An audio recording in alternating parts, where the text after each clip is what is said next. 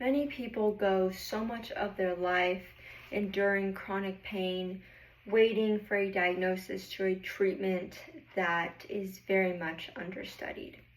I was diagnosed with endometriosis last year. I waited and I listened to all of the doctors telling me to go on birth control, take a higher dosage of Advil or ibuprofen, and despite these recommendations, I did decide not to follow through with this as I felt that it would only mask my symptoms. So I continued to advocate for myself, and I found that the process of being diagnosed with endometriosis to be very painful and also frustrating. So endometriosis is an under-researched chronic condition where tissue grows throughout the body, and this can cause chronic pain long term. And most of the time it does go undiagnosed because it is so under-researched. So first we will look at the foundation of endometriosis and explain the basics of it. And then we will look at how it affects those on the daily. And finally, we will see the treatments that we currently have for endometriosis, although they are very limited. So, endometriosis, to explain it, it is a condition where tissue grows outside of the uterus, around organs, throughout legs, arms, in more extreme cases in the heart or in the brain. And the spectrum of endometriosis can be explained through the 4 different stages. So we have stage 1, 2, 3, and 4. Stage 1 and 2 have minimal tissue in comparison to stage 3 and 4, which have more tissues, more adhesions. To cite this, we have Alyssa Spirits, an experienced writer for Health Central, reported in the 2025 article titled, "What Does Endometriosis Look Like?" that in stages 1 and 2 we have small nodules, and in stages 3 and 4 we have more adhesions. So it does get more extreme and more aggressive as the stages increase. So to look at how it affects those on the daily, endometriosis, some symptoms can include hormonal disruptions, menstrual cramping, extreme pains. It can also cause fatigue and anxiety. In more extreme cases, this can also lead to infertility down the road and also more bodily issues.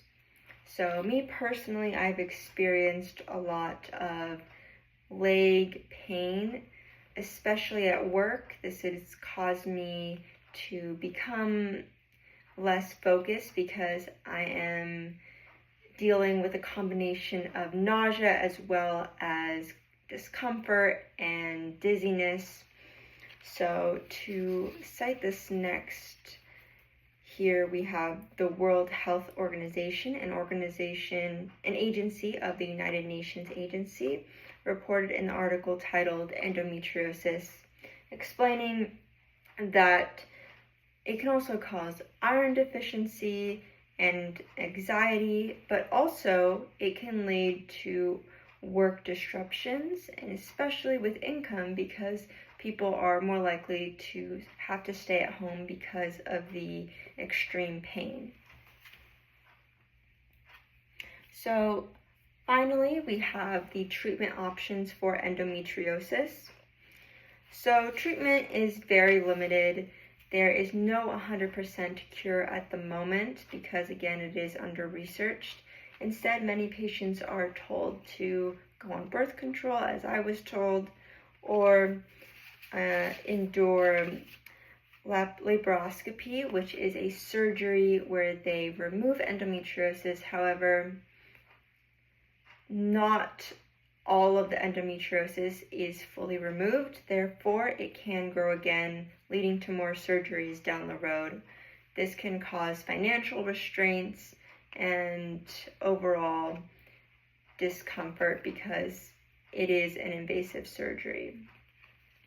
So to cite this last one, we have Angela Myers, a health writer for Alara, and she reported in the 2026 article titled Endometriosis Statistics, what the numbers reveal about this common condition, explaining that white people actually have a higher diagnosis rate. And here we have a chart. We can see that Black US citizens have a diagnosis of 10.1%, Hispanic US citizens 7.4%, Pacific Islanders / Asian US citizens 11.3%, and white US citizens 17%. So this again highlights the racial discrimination in terms of getting diagnosed and also then being able to get treated.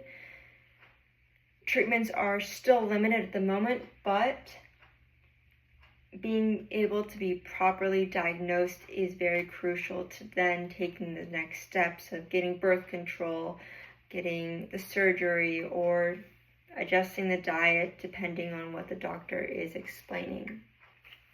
So here we have the conclusion.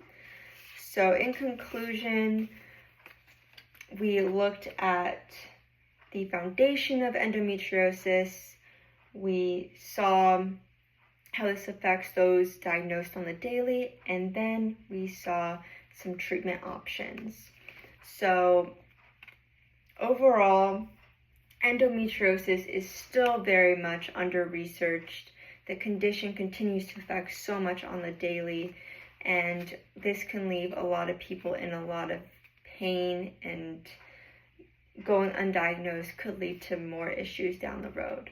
So through spreading awareness, we can lead to better resources and hopefully find a cure.